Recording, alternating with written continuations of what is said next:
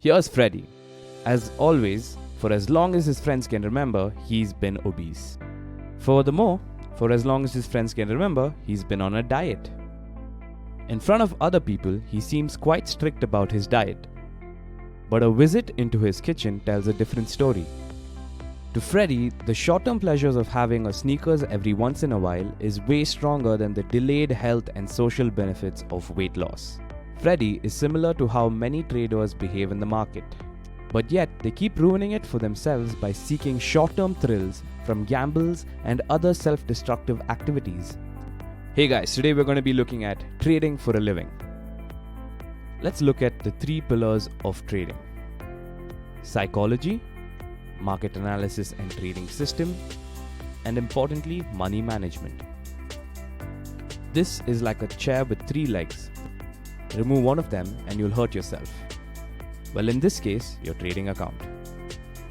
Before you get a grip on yourself, there are no trading systems in the world that can help you in becoming a successful trader. Just like how a diet doesn't work if you don't stick with it. You won't be profitable in the market if you can't stick to your trading systems and your money management rules. Money management can't help you unless you have trading systems with a positive expected return on investment. People have tried this at the roulette table for decades and it does not work. The casino will always get the better of you. Finally, there is no trading system that can make up for poor money management. A short string of losses with the combination of poor money management will destroy your trading account.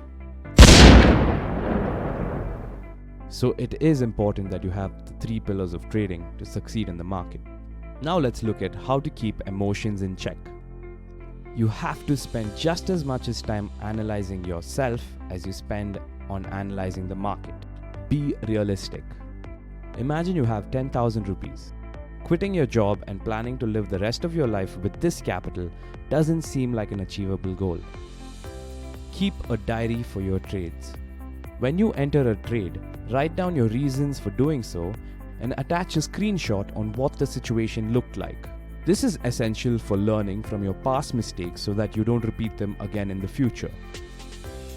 Remember to set up rules before entering a trade. When you don't set rules for yourself before you enter the market, you will be influenced by the crowd. Set up a strategy for how you're going to exit the trade. Know when to stop trading. If you feel like you're trading too much and your results are poor, quit trading for some days and take a step back and analyze yourself and your methods. Don't count your money. If you find yourself translating your current paper profit in two things that you will be able to buy with that money, exit that trade at once. Now let's look at Money Management 101. Your priorities when it comes to constructing a money management system is survival, steady returns, and high returns. Survival always comes first. Live to trade another day. You can ensure this by sticking to a simple rule. Never risk more than 2% of your capital. That is the 2% money management rule. Enforce yourself with a stop loss. Move your stop in your direction of your trade only, never against it. So if you are doing a long trade, you may only move your stop loss upwards. And if you're doing a short trade, you may only move it downwards. Here's a summary of my summary in less than 40 seconds.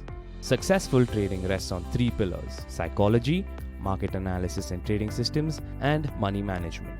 You have to spend just as much time analyzing yourself as you spend on analyzing the market. Survival always comes first. If you don't practice sound money management, you are a gambler, not a trader. Hashtag trading for a living. Hey guys, if you enjoyed this video, do give it a thumbs up and subscribe to our channel. And if you are looking at trading for a living, do check out Havenspire.in and you can enroll yourself into becoming the next big trader.